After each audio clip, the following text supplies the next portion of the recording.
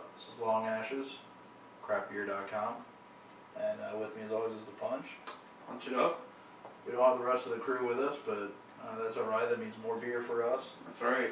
This week is one of my personal favorites. I've had this a lot, and it was actually pretty expensive at the store, more expensive than what I remember spending on draft, but Rouge Dead Guy Ale. Really good, more of a darker beer. And it is more of the premium beers that you see. You do spend a little bit more money for it.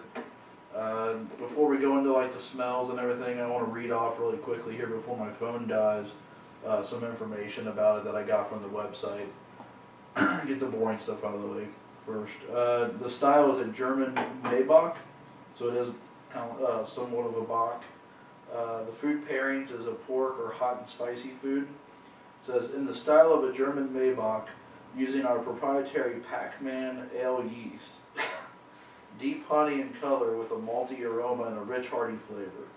The ingredients include the Northwest Harrington malts, Clogg's malts, Meyer Munich malts, and Colorstand malts with several other hops and yeasts I won't go into, but 40 IBUs. And the history real quick on this, it doesn't say what the percentage is. I might say that on the bottle itself, but I don't think it does.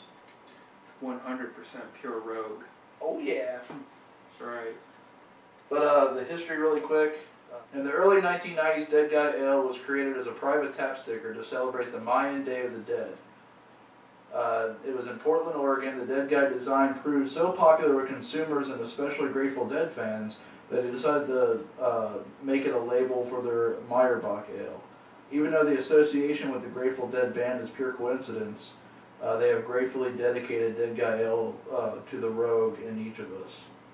So I guess that's something that the Grateful Dead guys drink a lot or something. Fucking hippie beer. Fucking teddy bears and shit. But that's enough boring information. Yeah, let's get to the good part. Yeah. Fucking thirsty. That's right. Smells really good. It does. Just that. I smell that yeast. Yeah, I was gonna say that. Yeah, I smell the yeast in it big time. The typical beer smell. Yeah, it has a very summer smell to it. Yeah, it's really light and crisp. Yeah. Hopefully it tastes that way too. Alright, well, we'll go ahead and zoom in and check out the pour on this. Alright, we're zoomed in here, and we're going to go ahead and just do the pour now. And it pours out a very yellowish gold color. Gold. Yeah, very gold color. I don't really see that too much in beers. Usually it's more of the copper, but definitely a gold. And once it hits the glass and fills up, it's a very, very dark amberish color. I really like that. It's like a very good beer. Yep. Lots of carbonation, not a lot of head on this one. You know, not even the one finger head on it, but tons of bubbly carbonation on it, and just really good beer. Okay, we're going to zoom out here so we can smell it and drink it up. Alright, we're zoomed out here, and we're about to drink the Dead Guy Ale, but first we're just going to take another smell of it here in the glass. See what it smells like opened up. Smells good. So, yeah, I smell that yeast, but I also smell the hops in it now too. Very strong hops. I love hops. Are you getting almost like a fruity scent to it? Yeah, maybe a little bit.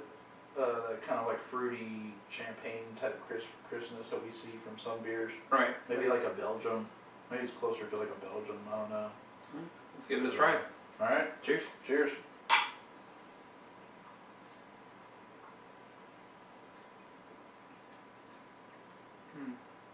But that is very light and crisp and tasty. Yeah.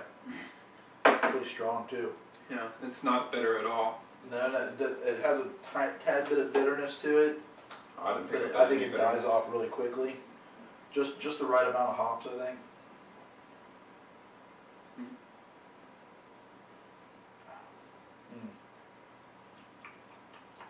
Yeah, it tastes like hops in that yeast. Liquid bread. Very tasty. Yeah. I'm really liking this. Oh yeah. Uh, you know, this is definitely one of my favorite beers, and you know, if I find a bar that has it, it's one of the beers that's in the list of, you know, certain beers that I would probably grab depending on what's available. Yeah. But it is really expensive. Yeah, but it's even better on tap. On, Yeah. tap Oh, yeah. draft. It is. It's the best way to get beer, in my opinion. Yep. And this is really good beer, and it's, like you said, it's even better on tap. But it is a little expensive. I spent $10.99 for a 6-pack. That's ouch. Yeah, that's pretty bad. Yeah. Better get you good and drunk for that price. Well, I think at that price, you're probably looking at quality too. That's true. At that point, you know, you're looking for a good experience more than just the drunkenness piece of it. Hey, drunkenness is a good experience. Not the next morning. Nah, sometimes. But yeah, definitely a tasty beer. If I was going out on Friday night, you know, celebrating, this would be perfect. Good way to kick off the weekend. I want to say Holy Grail, but then again, the price is kind of hitting it. I mean, yeah, if you exclude the price, then I would definitely say Holy Grail, because it's right up. Yeah. This is right up there in some of the best beer I've actually had. And I've only had a few drinks, so it's hard for me to say, but you know, it's really good. Yeah. You got to try this stuff. They also do a double Dead Guy, which is double the amount of like hops and yeast and everything, and the double amount of alcoholic percentage as well. If I remember correctly, I believe this is 7% ABV, but it doesn't say it on the bottle or the box. No. Okay. So, I don't know. So what's your final?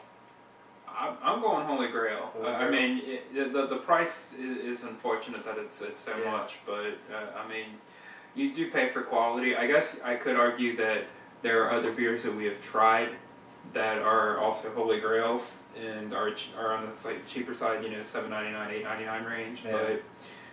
But I mean, if you see this out there and you're willing to drop a couple extra bucks, it's worth it. Yeah, I can see that. I love this beer. Mm-hmm. Price is, I'm gonna say Holy Grail too, but with the stipulation that, you know, like I said with the previous review with the Dogfish Head, when Ashtray and me were reviewing the Dogfish Head beer, just watch your wallet on this one. Mm-hmm. And this is definitely one of those special occasion beers. Yeah, I was gonna say special occasions. Yeah, you're not gonna drink this like every weekend or something. Yeah, birthdays, holidays, things like that, anniversaries. Yeah, so. You know, when you spend that extra amount of money, when you spend that extra amount of money, you know that you're getting a quality product with this too. So yeah, and you know, I think I've seen it cheaper than $10.99 for a 6-pack. It seemed a little higher than normal for me too. I think I might have seen it for like $9.99 before, maybe $1 cheaper, but it makes a world of difference when you're. Yeah. I mean, when most of the beers that we review are $8.99, and throw in an extra $2 on top of it, it does change the game a little bit, but it's good beer. Yeah. All right. Dead Guy Ale from Rouge Brewery, Holy Grail, nice hops and yeast flavor and smell with a little bit of fruitiness and crispness there, and that's about it. Long Ashes Punch, and we're going to continue to search for the Holy Grail of Ale.